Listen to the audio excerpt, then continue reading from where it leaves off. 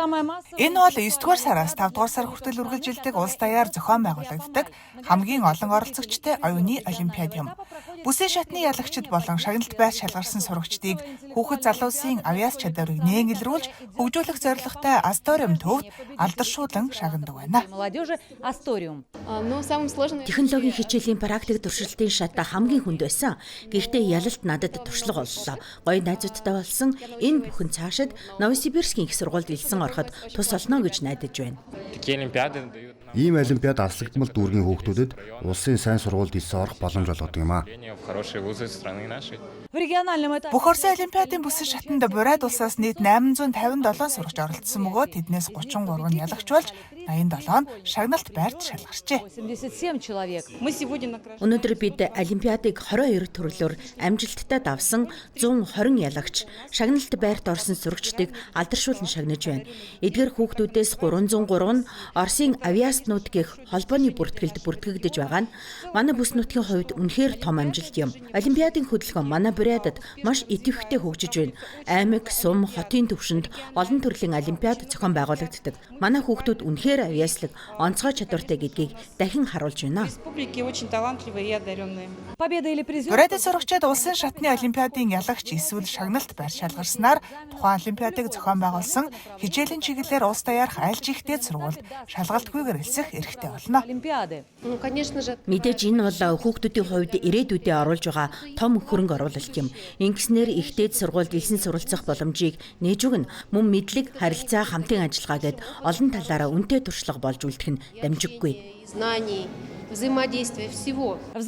Бүх Оросын олимпиада улсын хэмжээний шатанд Бурайдаас нийт 23 сурагч оролцож байна. Тэднийг Бурайдын ард түмэн чин сэтгэлээсээ дэмжиж амжилт хүсэн захыг нь мушгин суугаарлаа.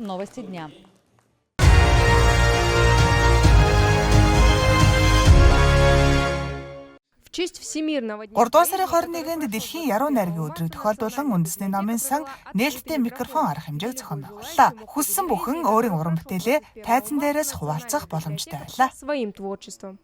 Ер нь яруу найргийн үйлчлэгүүд манай номын санд тогтмол зохион байгуулагддаг. Учир нь бидний гол зорилго бол яруу найрагчдыг дэмжих, тэдний уран бүтээлийг олон нийтэд таниулах явдал юм. Энэ бол бидний онцгой чиглэл гэж хэлж болно. Тем не менее, Яруу найргийн удирдлага нь цоо шин санаа юм. Оролцох хүсэлтэй хүн бүр нээлттэй чөлөөтэй бүртгүүлж болохоор зохион байгуулжээ. Улаауд болон Бурайдын аймаг сумдаас туршлагатай уран бүтээлчдээс эхлэн яруу найргийн замналаа дөнгөж эхэлж буй залуус гээд янз бүрийн яруу найрагчид нэг дор цугласан онцлог байлаа. свой путь. Та яруу найрагч уу? Тийм ээ. Би өөрийгөө яруу найрагч, драмын зохиолч гэж тодорхойлдог. Уран зохиолын ертөнцид идэвхтэй оролцохыг хичээдэг шүү. Литературной жизни. Үгүй, би мэргэжлийн түвшнийх биш. Харин ч сонирхчийн хэмжээнд уран бүтээл төрөвдөг. Гэхдээ би одоо суралцаж өөрийгөө хөгжүүлж байгаа. Хамгийн гол нь би уран бүтээлээ 25 жилийн завсарлага авсны дараа саяхнаас дахин сэргээсэн юм. Үннийг хэлэхэд би өөрийгөө яруу найрагч гэж чадахгүй. Та сонссон бол би өөртөө зориулж бичдэг гэж хэлсэн. Тематика стихов Сэдэв ямар нэгэн хязгааргүй бүрэн эрх чөлөөтэй байсан бөгөөд оролцогч бүр өөрийн хүссэн өнгө аястай бүтээлээ толилуулах боломжтой байв. Тэнд эх оронч уур амьсгалтай шүлгүүдээс эхлээд хувь хүний дотоод мэдрэмж, сэтгэлийн хөдөлгөөнөөр дүүрэн бүтээлүүд жишгэлсэн юм а. переживаниями. Открытый микрофон. Нээлттэй микрофон арга хэмжээ нь оролцогч бүрийн хувьд чухал үйл явдал болж өнгөрлөө. Учир нь ийм формат нь уран бүтээлээ олон нийтэд хүргэх, сурталчлах боломж олгохын зэрэгцээ Бурайдын яруу найрагчдыг нэгтгэж, харилцаа холбоог нь бэхжүүлэх чухам алхам болтгоо. Жанна Щепкова, Даржи Чайдопов. Новости дня.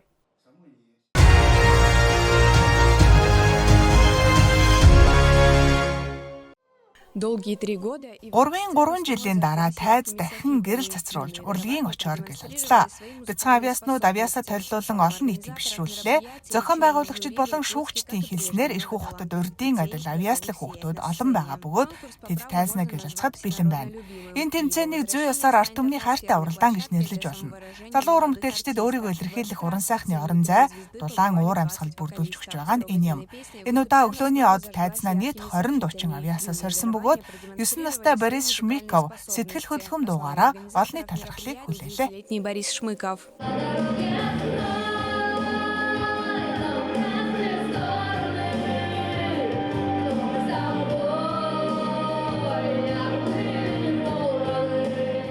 Өглөөний одод уралдаан бол бидний хувьд шин шат төвшин юм. Учир нь шүүгчд нь шинэ хүмүүс байна. Хүүхдүүдийг яаж үнэлэх нь сонирхолтой байна. Энэ л чухал. Би энэ дуугдуулаа удаж байна уу? Олон ч удаа давтсан. Олон ч шагнал авсан. Уже много побед было с этой песней. Как и прежде, Урдын адил шүүгчдийн бүрэлдэхүүнд эрхүүгийн цуутай уран бүтээлчид багш нар багтсан бөгөөд зарим нь Оросын том хотуудаас журагд иржээ. Тэд бүгд залуу оюуснуудад өөрсдийн ур чадвараа нээгтэн чин сэтгэлээсээ тусалж дэмжиж байлаа.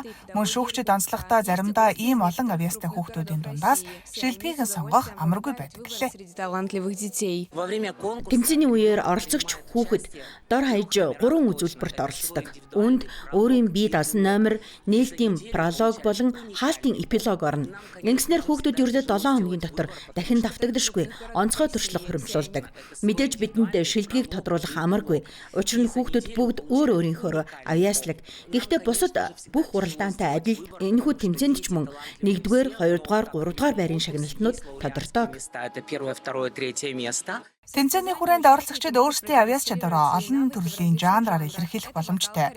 Үүнд дууны урлаг, бүжиг, жүжиглэх ур чадвар болон бусад тайзны төрлүүд багтдаг. Одоо бүх оролцогчид сэтгэл догтлон хүлээж байна. Хин нь шалгарах бол харин 3 дугаар сарын 22-нд Ice телевизэн сувгаар гала тоглолтыг шууд дамжуулан үзэгчид энэ жилийн ялагч болсон бяцхан оддыг дэлгэцээрээ дамжуулан хүлээн авсан юм а. Программы новости.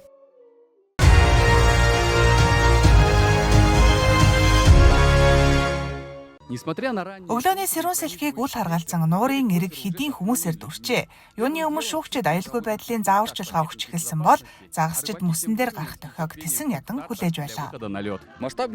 Ребомания наадамд нийт 160 гаруй баг оролцож байна. Баг бүр 3 оролцогчтой. Загасчлалын тэмцээн Ивануур дээр явж байгаа бөгөөд ялагч баг захирагчийн нэрэмжит шагнал болох газар уснаа өгчийг гардаа авах юм а. Өвлийн загасчлалыг ихэвчлэн эрчүүдийн хобби гэж үздэг ч энэ удаагийн наадам дээр бүсгүйчүүд идэвхтэй оролцож байна. Харин оролцож буй эмэгтэйчүүдийн ярьснаар загас барихын тулд эхлээд сайн өвөөш олох хэрэгтэй гинэ. Энэ бол бормиш. Загас энийг амсаад галзуурах шаханда. Яна 4 настайгаасаа уурга барьж эхэлсэн ч бэрхшээл гарсаар байдаг гин. Дээгнүүдээ салгана, мөснөөс тэглэн яагад гэж юу? Уул нь хичээгээд л байдаг юм. Гэвч ийм болсоор байдаг юм да. Багууд уралдаанд бүрэн автаж ялалт байгуулан авраг болохыг хүн бүр хүсэж байгаа ч оролцогчид хоорондоо туршлага, нууцаа харамгүй хуваалцаж байна. Өнгө хэмжээ зэрэг өгөөшний нарийн тохиргоо чухал үүрэгтэй. Жишээ нь тэнгэр бүрхэг бол тод өнгийн өгөөш ашиглах хэрэгтэй гэж зөвлөлөө. Гэхдээ хамгийн гол нь загас ихтэй газрыг мэддэг байх нь амжилтын үндэс гэдгийг тэд онцолж байна. Шагшаа нуур бол сайхан. Загас бэлэглэх дуртайч. Загасны төлөө баггүй хичээл зүтгэл гарах хэрэгтэй газар шүү. Энд чинь Иван нуур шиг биш ээ. Би зуны загасчлалтын тухай ярьж байна. Тэндээс олон зурхаа барьж болно. Гэвч жин дунджаар 1-2 кг л байдаг юм. Харин шагшаад өдөржингөө байж 2-3 загасл барина. Гэхдээ үр дүн шал өөр шүү. Уурга даах уу, дийлэх үү гэдэг нь өөрөө басаад л явдал. Ямар өгөөш авахыг нь харахын тулд хүн бүр цуглаж зураг даруулах тэр мэдрэмж өөрөө нэг төрлийн адреналин. Үүнийг өөр зүйлтэй яагаад ч харьцуулж болохгүй. Оролцогчид ялахын тулд барьсан загсаа нэг-нэгээр нь татаж гаргаж байх хооронд эрэг дээрч хийх ажил байна. Би ч бас мөсөн дээр гарч тэр мэдрэмжийг өөрийн биеэр мэдрэмээр байна. Гэвч надад ажил их байна. Бид зочдод зориулж, уур амьсгал бүрдүүлж, баясгаж, хөгжил хөөр нэмэх үүрэгтэй.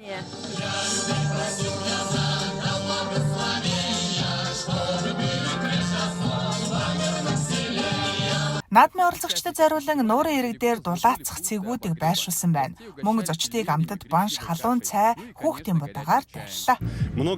Олон хүн ирлээ. Одоогоор 500 хүн мөсөн дээр гараад байна. Бусд нь эрэг дээр үлдэж амралтын өдрөө сайхан өнгөрүүлж байна шүү дээ. Ер нь амралтын өдрийг ингэж л гэр бүл найз нөхдөөрөө хамтдаа өнгөрүүлэх сайхан шүү дээ. Загасчлал маань уламжлалт хэлбэрээр явагдаж байгаа. Хэн хамгийн их загас өрн тэр хүн л гол шагналаа өртөндөө. Энэ хооронд наадам төгсгөлдөө хүрч шүүгчид нийт барьсан загсыг нь тоолж жингэн хэмжиж дуслаа. Нийт дүнгээрээ 13 кг загас барьсан 1-р баг аваргаар тодорлоо. Та ахмад уу? Маа энэ түлхүүр. Бид хэдэн жилийн турш энэ тэмцээнд оролцож байна. Жил ирэх тусам баг багаар дээгүр байранд шалгарах болсон. Харин энэ удаа бид эцэст нь төрүүлж 1-р байрыг эзэллээ. Мэдээ шагналт байранд орох болов уу гэж найдаж байсан ч Баг зэрэг сандарч тогтолж байсан шүү. Хоёрдугаар байрыг 21-р баг эзэлж хөтлөгчөөс завны хөдөлгүүр гард авчээ. Харин 3-р байрт 11-р баг шалгарч шагнал болон хийлдэг зав хүлээ авлаа. Наадмын үеэр нээлтээр 20 төрлийн номинацаар тусгай шагналууд гардуулсан бөгөөд хамгийн залуу загасчнаар 9 настай Савели Кузьмин харин хамгийн бяцхан эмэгтэй загасчнаар 10 настай Варвара Лаврухина тодорчээ.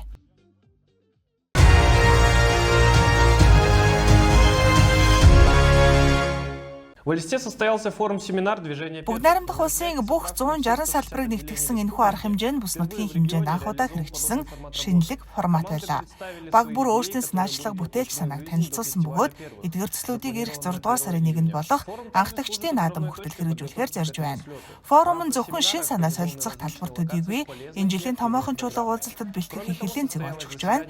Арга хэмжээний хүрээнд оролцогчдод зориулсан танин мэдгүй идэвхтэй оролцоог дэмжсэн олон төрлийн хөтөлбөртэй талбай ажиллалаа. Мөн анхдагчдын хөдөлгөөний цаашдын хөгжил, хамтын ажиллагааны чиглэлийг тодорхойлох зорилготой бүсийн зохицуулах зөвлөлийн хуралдаанч мөн зохион байгуулагдсан нь энэхүү арга хэмжээний нэгэн чухал хэсэг байлаа. Өнөөдөр бид бүгд найрамдах халимаг улсын өнцөг булан бүрээс анхдагчийг нэг дор цуглуулж чадлаа. Хүүхдүүд баг бүрдүүлэн хамтран ажиллаж энэ он дуустал хэрэгжүүлэх төслүүдэд төлөвлөж байна. Манай хөдөлгөөний хүрээнд эх орноо хамгаалагчдад дэмжлэг үзүүлэх олон төсөл байнга хэрэгждэг. Мөн түнш байгууллагуудтай хамтран ажилладаг. Эх оронч хүмүүжил анхны тусламжийн сургалт болон зарница 2 тэг хэмээх улсын хэмжээний тоглоомын талбайнууд ажиллаж байна. Флагманских проектов движения первых.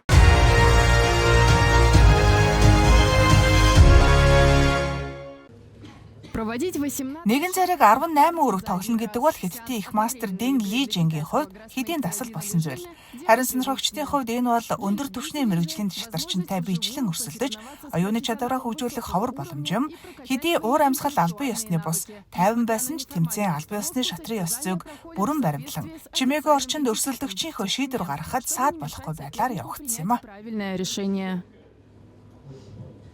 Дин Лижэн 4 наснасаа эхлэн шатар тоглож эхэлжээ. Өдгөө түүний нэр олон шагнал амжилтад бүртгэгдсэн байдаг ч хамгийн чухал нэр хүндтэй нь 2023 онд Казахстаны нийслэл Астана хотод болсон дэлхийн аваргын тэмцээнд төрүүлж Оросын шатарчин Ян Непомняшиг хожиж дэлхийн аварга хэмээх цолыг хүртсэн явдал юм.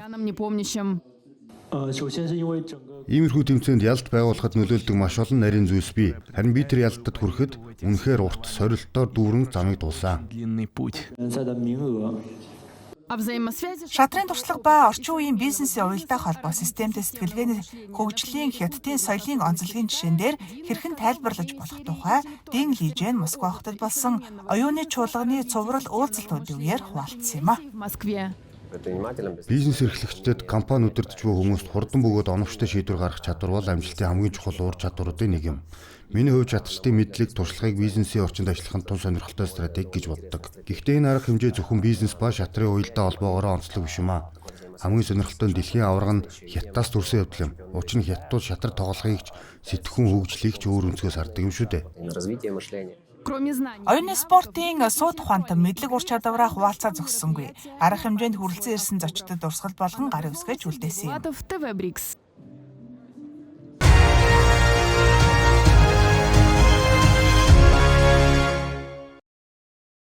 Америк нэгдсэн улсын өсвөр насны 50 мянган хүүхдийг 5 жилийн хугацаанд бүгд найрамдах Хятад ард улсад ажилуулах санаачлагын хүрээнд Хятадд шинэ бүлэг ирээд байна. Тус бүлэгт Айова мужаас ирсэн 100 гаруй сурагч багтсан байна. Тэд аяллаа Бээжингээс эхлүүлж 7 хоногийн турш Тэнгэрийн сүм, Хориотой хот зэрэг түүхэн дурсгалт газруудаар аялж, мөн өмнө нь зөвхөн сурах бичгээс уншиж байсан цагаан хэрмийг судалжээ. Үүний дараа Айова мужийн нөхөрсөг аймаг Хэбэ мужид цаас зүсэх урлаг, уран бичлэг зэрэг Хятад соёлын өвд биечлэн оролцох боломжтой болсон байна. Энэ ур чадварыг эзэмшихэд амаргүй байсан ч үр дүн нь сэтгэл хөдлөн болсон гэжээ.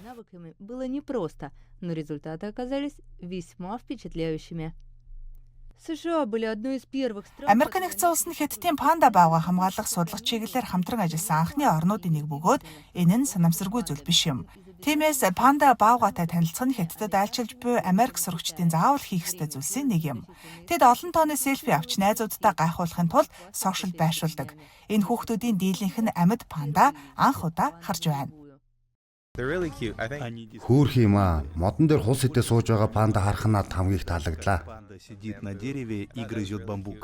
Өнгөрсөн оны сүүлээр Хятад Америк нэгдсэн улс хоёр хулсны баавга хамгаалах салбарт хамтын ажиллагааны шинэ үе шатыг эхлүүлсэн. Ирээдүйд Америкийн амтны хүрээлэнгүүд хулсны бомб руу хүлээн авах боломжтой болох юм. Манай хоёр улс хоорондоо төсгүй юм шиг боловч үнэндээ хүмүүсийн бодож байгаагаас илүү ижил төстэй зүйлтэй юм байна. Заримдаа онгоцноос буугаад би Хятадд байна гэдгээ мартчихдаг. Яагаад гэвэл үнэхээр олон ижил зүйлс байна. Ийм төрлийн соёлын солилцооны гол зорилго нь зөвхөн соёл уламжлалтай танилцах биш, харин ч хоцрогдсон ойлголт, хэвшмэл сэтгэлгээг эвдэх явдал юм. Бүгд найрамдагчдад ард улсын хотуудаар аялж, Хятадын нийгмийн сүлжээг судалж буй Америкийн залуус жинхэнэ Хятадыг өөрийн нүдээр харж шинээр нээж байна. Дэлхийн нөгөө захад яг юу өрнөж байгааг харахаар аялалд гарахыг хүсдэг Америк сурагч оюутнуудын тоо жил ирэх тусам нэмэгдсээр байна. Растет с каждым годом. Цао Мансин, Си Чжицян.